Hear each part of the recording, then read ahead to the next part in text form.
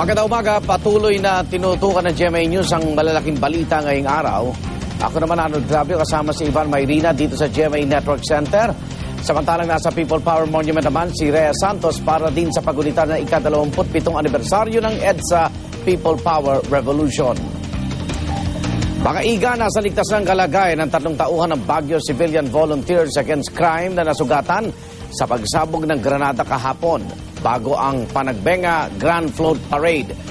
Inihanda naman ng pulisya ang artist sketch ng posibleng suspect sa pagpapasabog. Narito ang report.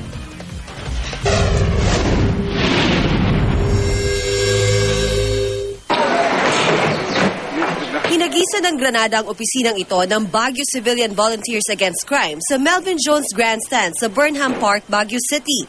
Naganap ang pagsabog alas 7 ng umaga kahapon, ilang sandali lang bago nagsimula ang Panagbenga Grand Float Parade.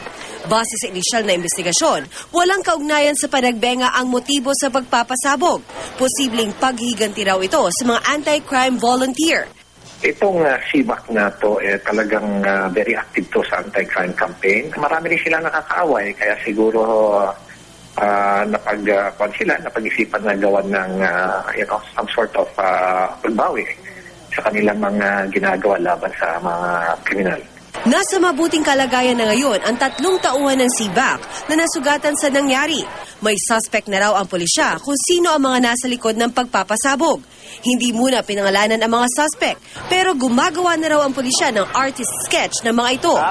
MK2 fragmentation grenade daw ang inihagi sa opisina. Hindi naman daw nagdulot ng pangamba sa mga dumalo sa float parade ang insidente. Yung lugar kasi na pinangyarihan nasa ground floor ng isang grandstand kaya hindi gaano marinig. Yung sound nun is very subdued kaya hindi na-create ng panic.